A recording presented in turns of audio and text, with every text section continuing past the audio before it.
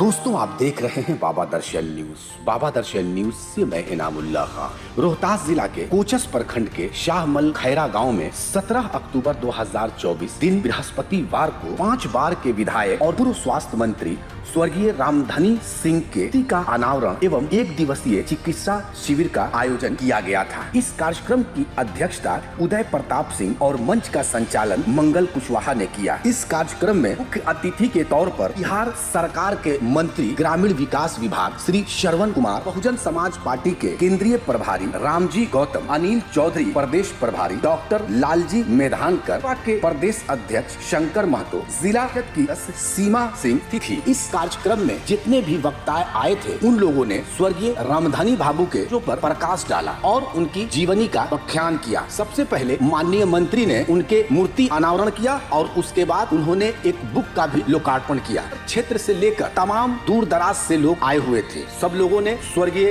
रामधनी बाबू पूर्व स्वास्थ्य मंत्री के बारे में काफी जानकारियां बताई। उन लोगों का कहना था कि रामधनी बाबू कट्टर समाजवादी थे, उनकी विचारधारा समाजवाद की थी। वो कभी भी वादियों के लिए लड़ जाते थे और वो लगातार गरीबों, दलितों, वंचितों, अल्पसंख्यकों के लिए सोचते थे और करहगर और दिनारा विधानसभा में हमेशा से स्वास्थ्य शिक्षा पर दिया। आज जो कुछ भी करहगर विधानसभा में नजर आ रहा है या दिनारा विधानसभा में नजर आ रहा है, सब उन्हीं की देन है। कार्यक्रम में शामिल होने वालों में पूर्व पैक्स अध्यक्ष अरविंद सिंह, समरडीहा पंचायत के पूर्व मुखिया Anil Rai, Banarasi Patel, Usha Patel, Ram Parvesh Ram, Sangeeta Singh, Jamuna Singh Yadav, Hemant ji, Khedan ji, Rajendra, Shri Ram Parvesh Kushwaha, Sugriv Yadav, doctor Sunil, doctor Shekhar, doctor Upendra Narayan, doctor Vinod Kumar, doctor Mahesh Kumar, doctor KC Singh, doctor Sanjay, doctor Parveen Kumar, doctor Jyoti कार्यक्रम में भाग लिया और सारे डॉक्टरों ने काफी संख्या में लोग जुटे हुए थे और ऑर्थोपेडिक्स डिपार्टमेंट हो या कार्डियो हो, हर डिपार्टमेंट के विशेषज्ञ डॉक्टर वहां पहुंचे हुए थे। बता दें कि पूर्व मंत्री के पुत्र और करहगर के पूर्व प्रत्याशी बसपा के उदय सिंह ने तमाम विशिष्ट अतिथियों को अंग वस्त्र देकर एवं अभिनंदन किया। लगातार लोग आते रहे, जाते रहे और ऐसा लग रहा था कि स्वर्गीय रामधनी बाबू के से हर जाति समाज के लोग काफी प्रभावित थे। काफी गर्मी थी, फिर भी लोग टस से मस नहीं हुए और लगातार लोग सबकी बातों को सुनते रहे। उदय प्रताप सिंह जी मंच के संचालक, श्रद्धेय श्री मंगल कुशवाहा जी, आज के इस कार्यक्रम में उपस्थित बहुजन समाज पार्टी के यहाँ पर बहुजन समाज पार्टी के राष्ट्रीय प्रभारी लालजी बाबू, श्री सुरेश राव जी और प्रदेश के बहुजन समाज पार्टी के अध्यक्ष श्री शंकर महतो जी और मंच पर बैठे जनता दल के प्रदेश महासचिव श्री अमरेश चौधरी जी, जनता दल के जिला अध्यक्ष भाई अजय कुशवाहा जी,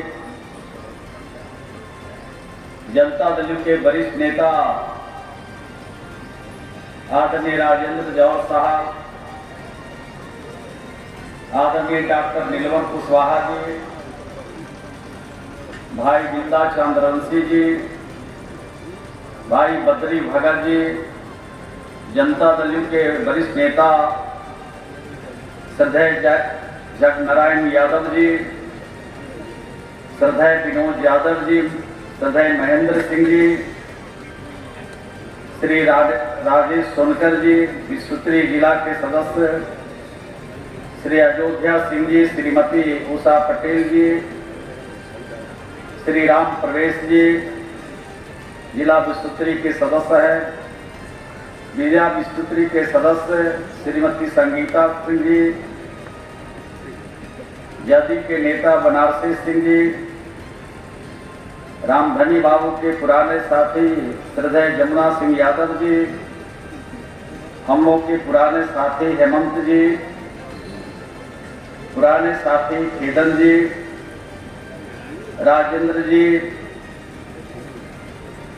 श्री राम प्रवेश कुशवाहा जी, श्रीमती सीमा सिंह जी, जिला परिषद अकोढ़ी, श्री सुग्रीव यादव जी,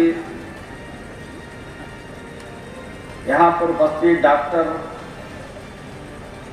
अखिलेश बाबू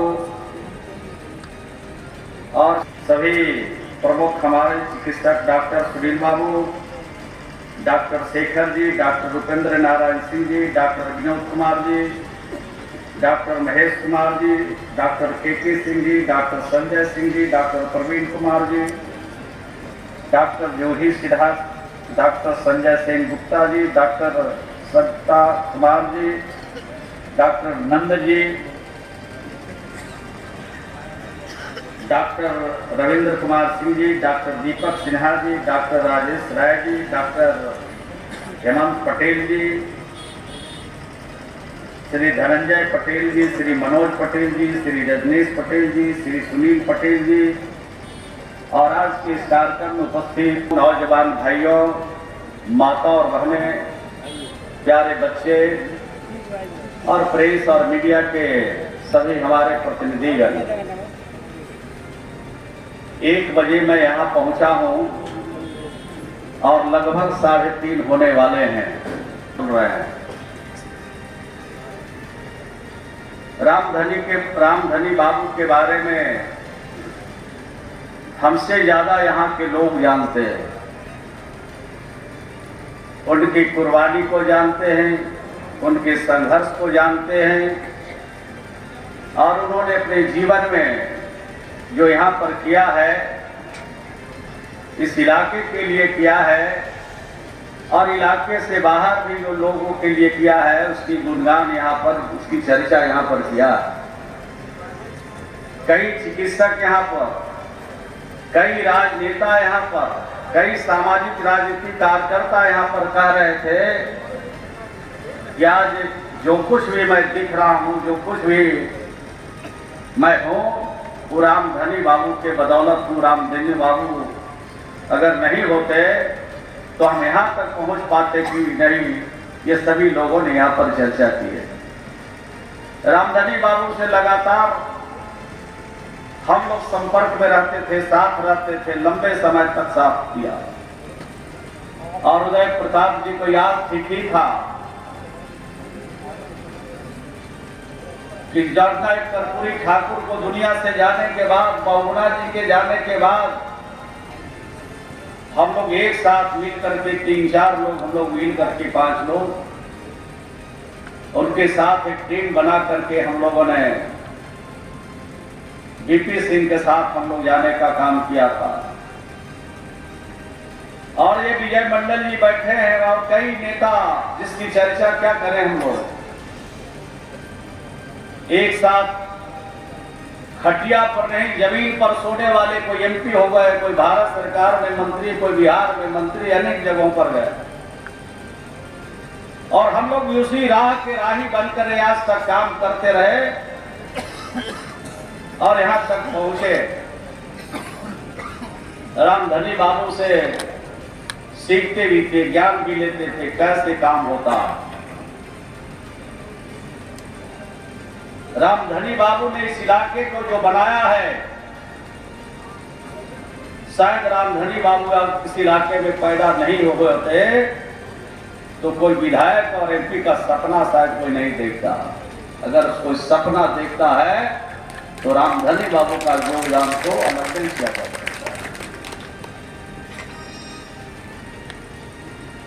रामधनी बाबू ने जो काम किया, शिक्षा के क्षेत्र को उन्होंने जगाया। जानते थे कि ज्ञान के बिना दुनिया में कुछ नहीं है। मनुष्य का जीवन ज्ञान के बिना कुछ नहीं है, अंधेला है, पशु के समान है।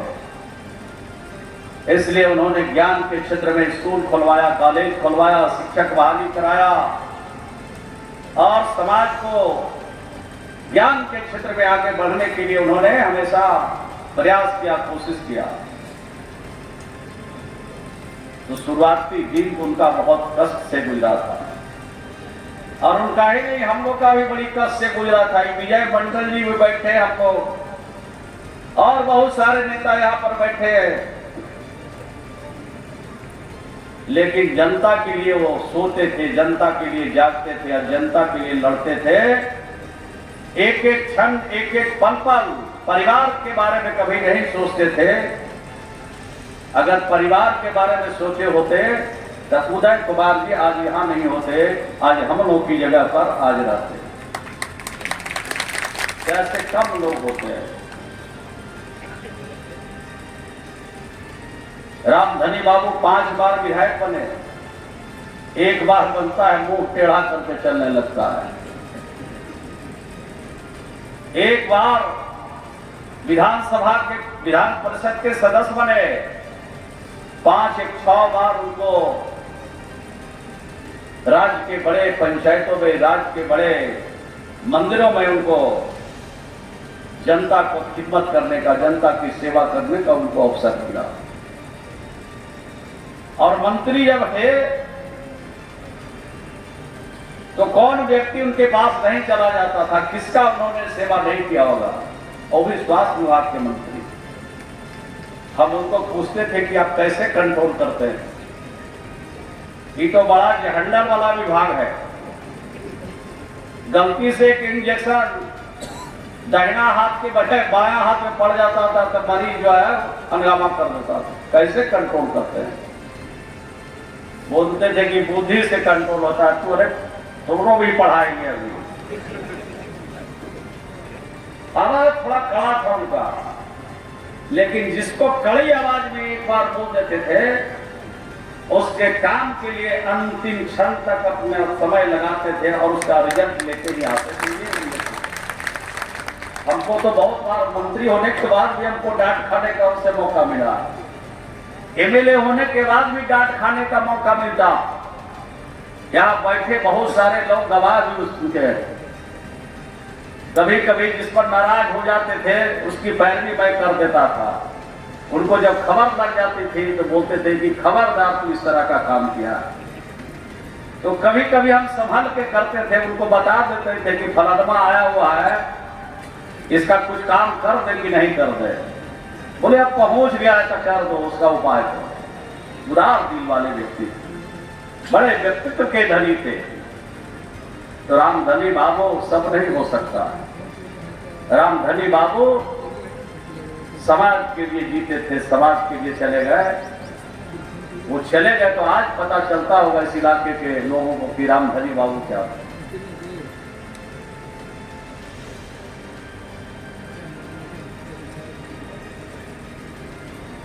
रामधनी बाबू ज्ञान के क्षेत्र को आगे बढ़ा रहे थे और ज्ञान के क्षेत्र को उन्होंने बढ़ाया और उसी पद चिन्हों पर आज बिहार की सरकार भी चल रही है। अब ज्यादा वक्त नहीं लेंगे, एक दो बात कह के अपनी बात को समाप्त करेंगे। कोई ये पॉलिटिकल मंच नहीं है, लेकिन रामधनी बाबू ने जो काम किया, जिस रास्ते को बढ़ाया था, उस रास्ते को हम लोगों ने थोड़ा और बढ़ा दिया। बिहार में नीतीश कुमार जी को मौका मिला सरकार बनाने के। जब सरकार बनाने का मौका मिला तो बिहार के 35 लाख बच्चे बिहार के स्कूलों से बाहर थे, प्राइमरी स्कूल का शकल नहीं देखा था। ये कौन बच्चे थे जिसकी चिंता रामधनी सिंह करते थे? गांव में रह के स्कूल खोलवाना, गांव में रह के विद्यालय बनाना, गांव में रह के कॉलेज खोलवाना, किसकी चिंता करते थे? ये गांव में कौन लोग रहते हैं? गांव में मजदूर रहते हैं, किसान रहते हैं, हर समुदाय के लोग रहते हैं। उसकी चिंता उनके मन में थी। तो 15,000 विद्यालय राज्य में हम लोगों ने खोला नीतीश कुमार जी के मुख्यमंत्री बनने के बाद। और 35 लाख बच्चों में मात्र 1% से कम बच्चे, यानी 70-75 हजार के करीब बच्चे स्कूल से बाहर हैं, जिनको एक माता पिता की कोई रुचि नहीं है। वही बच्चे अब स्कूल से बाहर हैं। सभी स्कूलों में हमने पहुंचाया। इसमें प्राइवेट स्कूल चलाने वाला का भी योगदान है, ये नहीं कि खाली सरकार का योगदान है। और जितने राज्य में शिक्षा से जुड़े हुए प्रगतिशील लोग हैं, उनका भी योगदान है। पहले स्कूल का भवन कैसा लगता था? अगर इस गांव में लोग आते होंगे तो गिरा हुआ रहता था तो कहता होगा कि जरूर स्कूल में होगा, और नहीं तो हॉस्पिटल होगा। नीतीश कुमार जी का जब शासन आया तो स्कूल के भवनों को ही बनाया। गुरु जी को दे दिया कि सब स्कूल बनाइए। इंजीनियर फेल हो जाएगा, सब टीचर लोग स्कूल बनाया, गांव की शिक्षा समिति ने स्कूलों को बनाया और अब मास्टर भी बहाल हो रहे हैं। देश का पहला राज्य बिहार, जहां 1,20,000 टीचर एक बार बहाल किए जाते हैं, इतनी बहाली देश के अंदर किसी राज्य में नहीं हुआ। थोड़ा देर लगा है लेकिन और भी होने वाला है। हमारे उत्तर प्रदेश से हमारे बहुजन समाज पार्टी के नेताजी लोग आए हुए हैं, राज्यसभा के सदस्य हैं। बहुजन समाज पार्टी के नेताजी लोग आए हुए हैं, राज्यसभा के सदस्य हैं। उत्तर प्रदेश के भी लड़के और लड़कियों को बिहार में हम लोगों ने 14,000 सरकारी शिक्षक को बहाल किया। जो विकसित प्रदेश है देश का, गुजरात के, वहां के भी बच्चों को, बंगाल के भी बच्चों को, आसाम के भी बच्चों को, झारखंड के भी बच्चों को हमने बिहार में सरकारी सेवा में भर्ती करने का काम किया। तो हमको मौका मिला तो रामधनी बाबू का जो अधूरा काम था उस काम को हम लोग पूरा कर रहे हैं धीरे धीरे। कुछ और बचा हुआ है, उसको भी पूरा करेंगे समय आने पर। 1,000 मध्य विद्यालय को कर्मित करके हाई स्कूल बनाया और जितने राज्य में हाई स्कूल थे पहले से सबको कर्मित करके 10+2 विद्यालय बना दिया कि गांव के जो लड़के हैं, लड़कियां हैं, बच्चे और बच्चियां हैं, उनको 5 किलोमीटर से ज्यादा दूर नहीं जाना पड़े। उनके गांव में, उनके पंचायत में, आसपास में उनके पढ़ने के लिए भी व्यवस्था सरकार ने कर दी। जिस पंचायत में हाई स्कूल नहीं था वहां भी बना दिया और जहां पर 10+ उच्च विद्यालय था उसको 10+2 करने का काम हम लोगों ने किया। और शिक्षा के क्षेत्र में कितना गुणात्मक परिवर्तन हुआ। पहली बार जब नीतीश कुमार जी बिहार के मुख्यमंत्री बने थे उस समय बिहार में एक साइकिल योजना चलाई गई थी और जब साइकिल योजना चलाई गई थी उस समय मात्र 1,70,000 लड़कियां नवम क्लास में पढ़ती थी।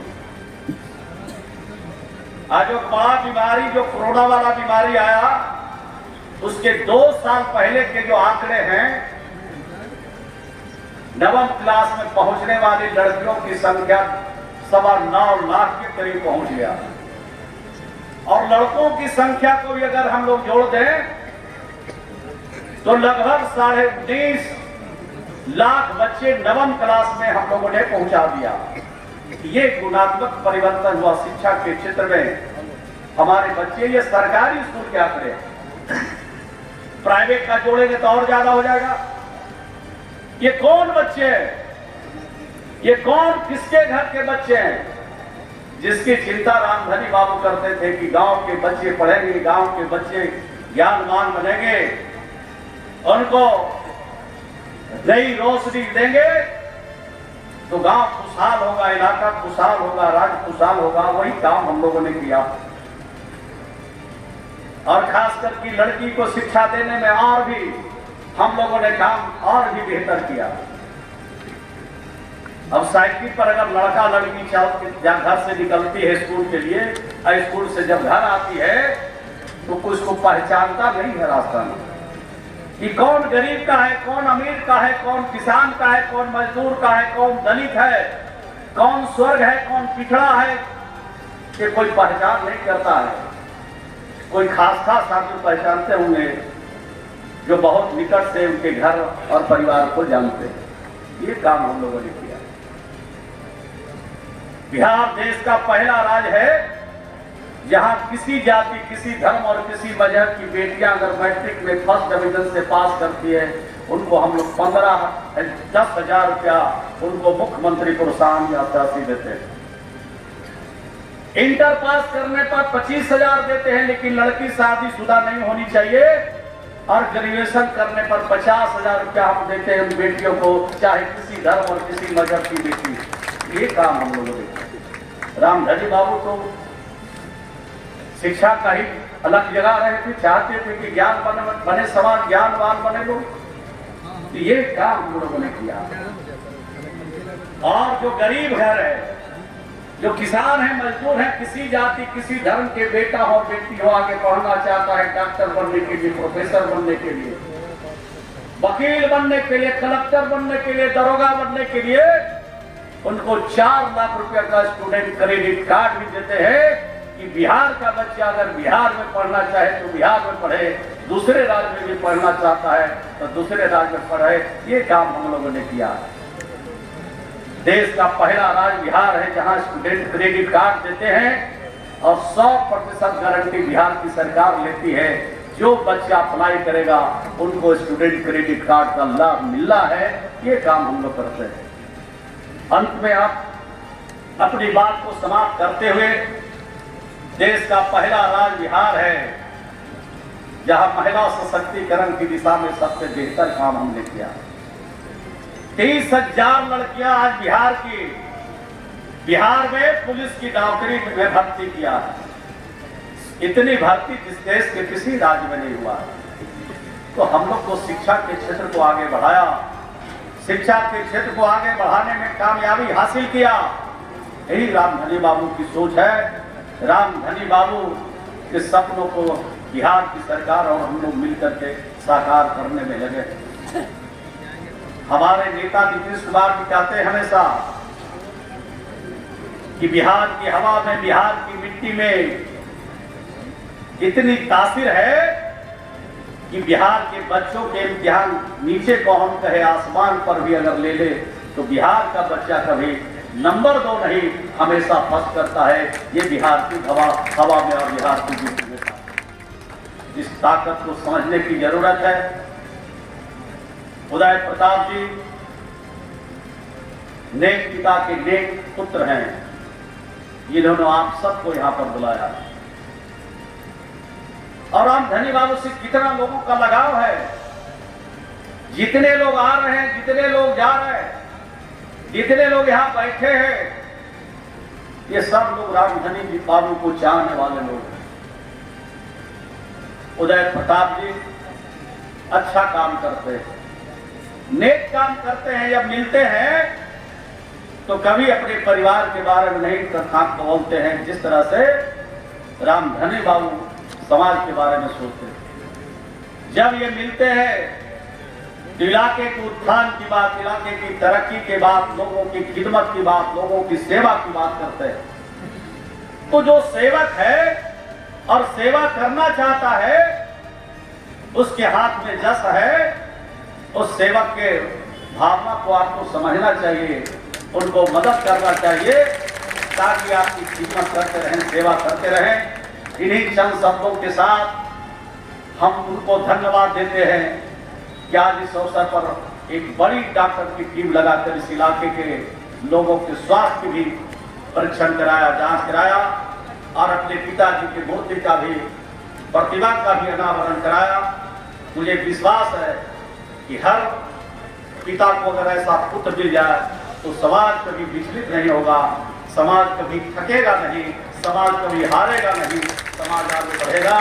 रामधनी बाबू के चरणों में श्रद्धा सुमन अर्पित करते हुए अपनी बात को यहीं पर समाप्त करता हूँ। और भी कुछ कहता, लेकिन बहुत वक्त गुजर गया है। एक कार्यक्रम और भी जाना है और मुझे समस्तीपुर भी जाना है। कल वहाँ पर हम प्रभारी मंत्री हैं, वहाँ पर भी कल विस्तृत कार्यक्रम की बैठक है। इसलिए आप सब यहाँ पर आए। आप सबके प्रति आभार प्रकट करते हुए अपनी बात को यहीं पर समाप्त करता हूँ और उदय प्रताप जी को शुभकामना देता हूँ। बहुत बहुत धन्यवाद। अगर आप इस वीडियो को फेसबुक पर देख रहे हैं तो फेसबुक पेज को लाइक कीजिए और वीडियो को शेयर कीजिए। अगर आप इस वीडियो को YouTube पर देख रहे हैं तो YouTube चैनल को सब्सक्राइब कीजिए और घंटी के आइकॉन को दबाइए।